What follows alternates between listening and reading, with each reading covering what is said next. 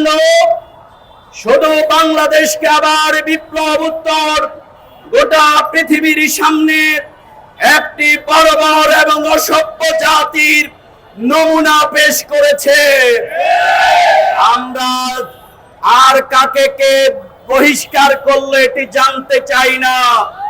আমরা বলতে চাই, যেই দল তার কর্মীকে নিয়ন্ত্রণ করতে ব্যর্থ হন, সেই দলকেই মানুষ প্রত্যাখ্যান করেছে।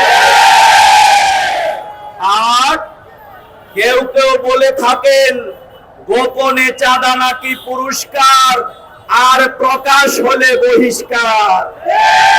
কার ভাগে কত টাকা কোথায় যায় কয়েকদিনের মধ্যে গোটা জাতি সেটিও কিন্তু প্রকাশ করে দেবে।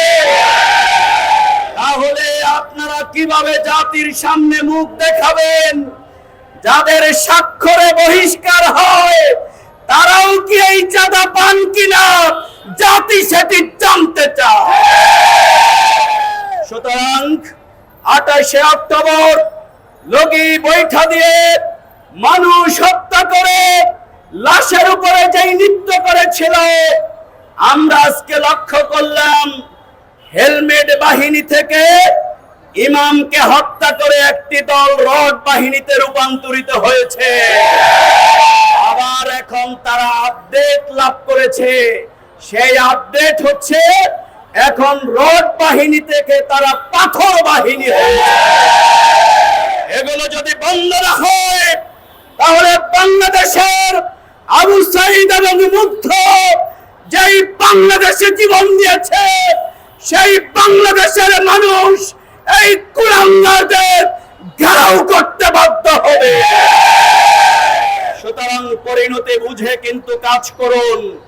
আমরা কিন্তু কোন দলের বিরুদ্ধে নয়, আমরা সন্ত্রাসীদের বিরুদ্ধে, আমরা চাঁদাবাজের বিরুদ্ধে, আমরা দর্শকদের বিরুদ্ধে, আমরা হেলমেট বাহিনীর বিরুদ্ধে, আমরা পাথর বাহিনীর বিরুদ্ধে।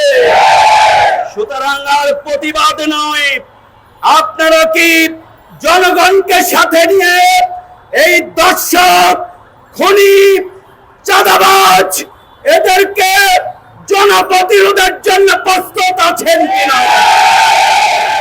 তাহলে যে দেশে শত শত মানুষ জীবন দিয়েছিল একটি ইনসাফ ভিত্তিক শান্তিপূর্ণ বাংলাদেশের জন্য, আসুন সেই বাংলাদেশ বিনির্মাণের জন্য আমরা ঐক্যবদ্ধভাবে সন্ত্রাসী, চাঁদাবাজ, লুটেরা যারাই হোক, যারা নিজেদেরকে যাই ভাবুন, জনগণ তাদের বিরুদ্ধে আজকে থেকে প্রতিরোধ গড়ে তুলবে।